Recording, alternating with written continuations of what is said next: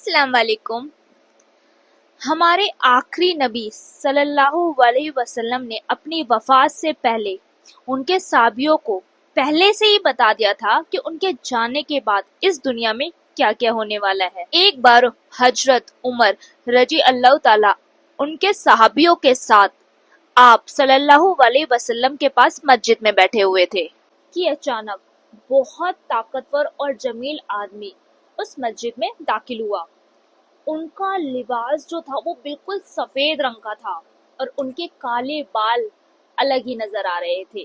اس دن سے پہلے ان کو مدینے میں کسی نے نہیں دیکھا تھا۔ اس کا مطلب صاف صاف تھا کہ وہ مدینے کے تو رہنے والے بالکل بھی نہیں تھے، اور ان کے بالکل سفید جو کپڑے تھے، سفید جو ان کا لحاف تھا، وہ دیکھ کر ایسا لگ رہا تھا کہ بھائی کہیں دور سے تو بالکل بھی نہیں آئے ہیں۔ مسجد میں بیٹھے سارے شخص انہیں بہت غور سے دیکھ رہے تھے، اور وہ سیدھا مسجد ربی میں داخل ہوا اور ہمارے آخری نبی صلی اللہ علیہ وسلم کے سامنے جا کر ایک دم بیٹھ گئے اور بولے، اے محمد، مجھے اپنے اسلام کے بارے میں بتاؤ۔ اس شخص کے جانے کے بعد ہمارے آخری نبی صلی اللہ علیہ وسلم نے اپنے صحابیوں سے فرمایا، کیا آپ نے انہیں پہچانا؟ کیا آپ لوگ ان شخص کو جانتے ہو؟ تو وہاں پہ بیٹھے سب لوگوں نے بولا کہ نہیں، ہم انہیں نہیں جانتے۔ تو ہمارے نبی نے بولا، یہ جبریل علیہ السلام ہے اور تمہیں تمہارا دین سکھانے کے لیے آئیں گے۔ ہمارے نبی صلی اللہ علیہ وسلم نے اسلام کے بارے میں جبریل علیہ السلام کو فرمایا کہ اللہ کو ہی خدا مانو، اللہ کے سوا کسی کو بھی خدا نہ مانو، روزے، حج، زکوٰۃ اور نماز ادا کرو، اور محمد کو اللہ کا رسول مانو۔ تب جبریل علیہ السلام نے بولا کہ آپ نے بالکل صحیح فرمایا۔ پھر جبریل علیہ السلام نے ہمارے نبی صلی اللہ علیہ وسلم سے فرمایا کہ آپ ایمان کے بارے میں ہمیں کچھ بتائیں۔ تب ہمارے نبی نے ان کو بولا کہ اللہ کو مانو، ان کے پیغمبروں کو مانو، ان کے فرشتوں کو مانو، ان کی کتابوں کو مانو، آخرت کو مانو اور تقدیر کو مانو۔ جس پر جبرائیل علیہ السلام نے بولا کہ آپ نے بالکل سچ فرمایا ہے۔ پھر جبریل علیہ السلام نے ہمارے نبی صلی اللہ علیہ وسلم سے احسان کے بارے میں پوچھا۔ پھر جبریل علیہ السلام نے ہمارے نبی سے قیامت یعنی قیامت کا دن کب آئے گا اس بارے میں پوچھا۔ تو ہمارے نبی صلی اللہ علیہ وسلم نے فرمایا کہ جتنا آپ جانتے ہیں میں بھی اتنا ہی جانتا ہوں۔ ہمارے نبی صلی اللہ علیہ وسلم کے کہنے کا مطلب یہ تھا کہ قیامت کا دن تو صرف اللہ کو ہی پتہ ہے، اللہ کے سوا قیامت کے دن کے بارے میں کوئی نہیں جانتا۔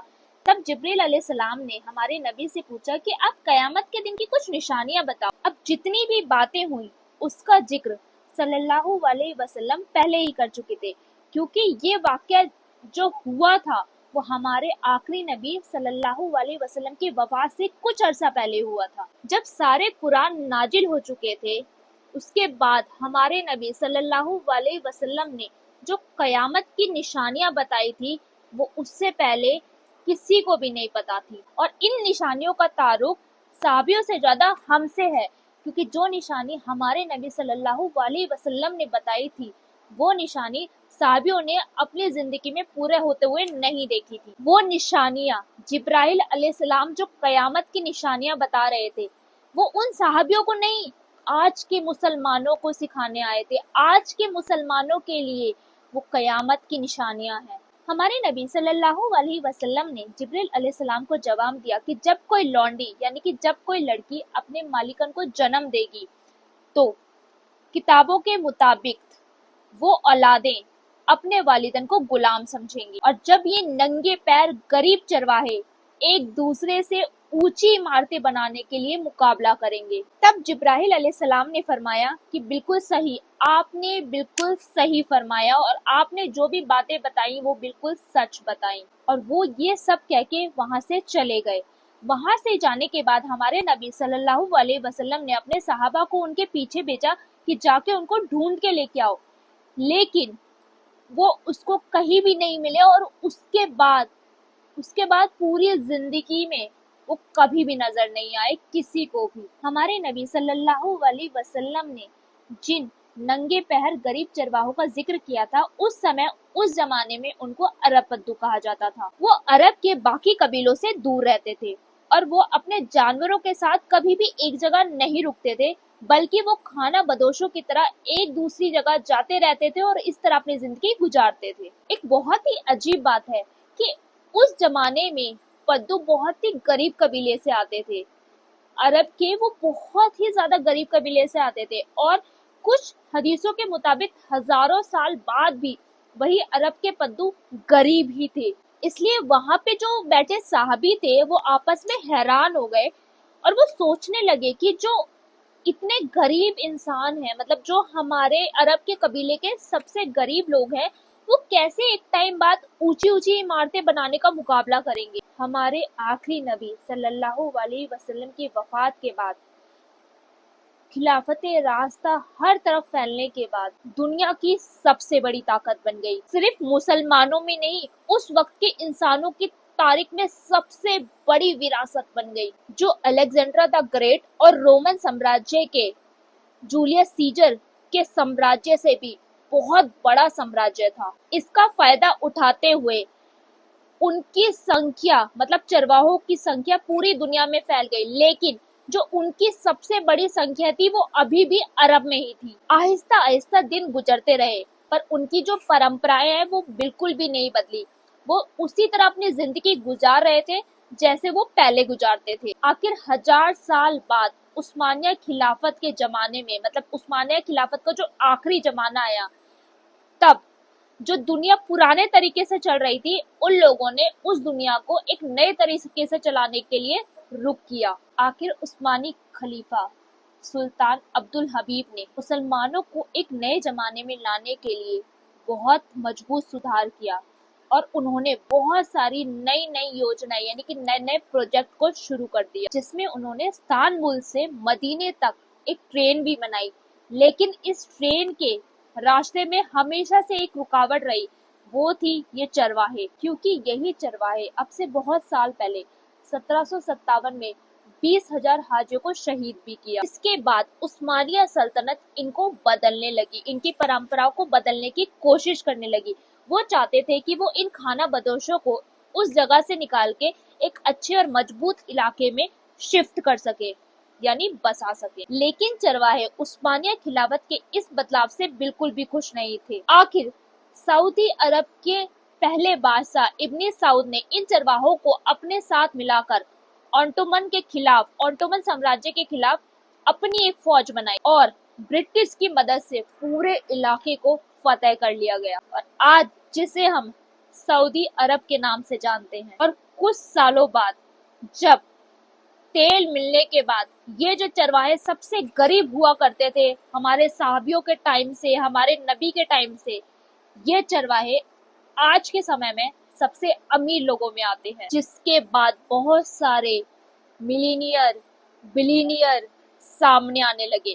پر کچھ سال بعد ان کو پتا چلا کہ تیل ہمیشہ کے لیے تو نہیں رہنے والا، اور تیل ایک ٹائم ایسا آئے گا کہ تیل ختم ہو جائے گا، اور اس کے بعد جو ان کے ابھی عیش و آرام ہے، وہ جتنے بھی عیش و آرام ہے وہ سب کے سب ختم ہو جائیں گے۔ دبئی کے بادشاہ شیخ محمد بن راشد جو چرواہوں کے قبیلے سے ہیں، انہوں نے اپنے ایک انٹرویو خلیج ٹائم میں کہا تھا کہ انہیں فخر ہوتا ہے کہ وہ چرواہے قبیلے سے آتے ہیں۔ انہوں نے دبئی کو تیل سے نکال کر ٹوریزم اور بزنس کے سیکٹر میں لایا، اور کچھ سالوں بعد ہی آج دبئی ایک بہت اچھے شہروں میں آتا ہے۔ اور پھر کچھ سالوں بعد دنیا کی سب سے لمبی اور اونچی عمارت برج خلیفہ بنائی گئی، جو دبئی میں آتی ہے۔ یہ انسانوں کی بنائی سب سے بڑی عمارت ہے۔ اس سے پہلے، اب سے 4500 سال پہلے، ایجپٹ میں فرعونوں دوارا بنائی گئی دا پیرامڈ آف گیزا انسانوں کی بنائی گئی سب سے بڑی عمارتوں میں آتی تھی، اور دنیا کی سب سے بڑی عمارت ہونے کا خطاب ان کے پاس لگ بھگ 3800 سال تک رہا۔ مطلب فرعونوں کے بعد لگ بھگ 3800 سال تک فرعونوں جیسی اونچی عمارت، یعنی کہ دا پیرامڈ آف گیزا جیسی اونچی عمارت کوئی بھی انسان 3800 سال تک نہیں بنا سکا۔ لیکن لگ بھگ 3800 سال بعد یورپ کے ایک چرچ میں پیرامڈ کا یہ خطاب توڑ دیا گیا۔ اس کے بعد پیرس میں بنا آئیفل ٹاور اور 9/11 کے حملے میں تباہ ہوا دا ورلڈ ٹریڈ سینٹر दुनिया की सबसे ऊंची इमारतें रह चुकी हैं। दुबई की इस आजिब कामयाबी को देखकर सऊदी ने भी इसे कॉपी करना शुरू कर दिया और मक्का में काबा के सामने दुनिया की सबसे ऊंची चौथी इमारत बनाई और कुछ ही साल बाद सऊदी ने दुनिया की सबसे ऊंची इमारत होने का ऐलान कर दिया, किंगडम टावर, जिसे हम जत्था टावर के नाम से जानते हैं। कहते हैं कि ये दुबई के बुर्ज खलीफा से भी बड़ी हो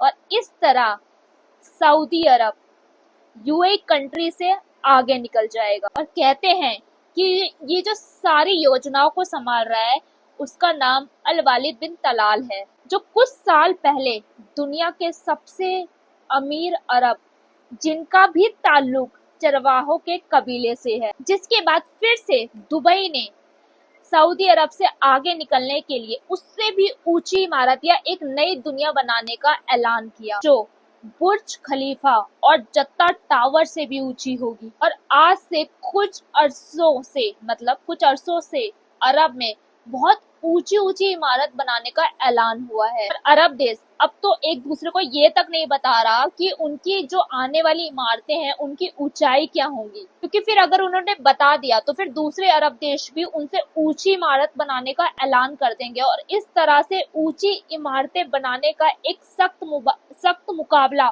जितने भी अरब देश हैं उनमें शुरू हो जाएगा। और आपने एक चीज नोटिस की है कि जितने भी बड़े ऊंची इमारतों वाले प्रोजेक्ट हैं या जितने भी लोग इनके पीछे हैं उनका जो ताल्लुक बताया जाता है वो चरवाहों से बताया जाता है, जो कि साबियों के टाइम में ऑलरेडी बोला गया था कि जो चरवाहे हैं वो ऊंची ऊंची इमारतें बनाने के लिए आपस में मुकाबला करेंगे। तो मतलब ये जो मैं आपको बता रही हूँ ना, इसका ऑलरेडी जिक्र हमारे आखिरी नबी सल्लल्लाहु अलैहि वसल्लम ने कर दिया था। ये जितना भी जिक्र मैंने आपको बताया है ना, ठीक है, हमारे जो नबी हैं सल्लल्लाहु अलैहि वसल्लम ने इसका जिक्र आज से 1400 साल पहले अपने सहाबियों के सामने और जिब्राइल अलैहिस्सलाम के सामने पहले ही इस सब का जो ये जो वाकया हो रहा है, जो अब हमारे साथ हो रहा है, जो हम देख रहे हैं, ठीक है, उस सब का जिक्र पहले ही उन्होंने कर दिया था। उन्होंने बोला था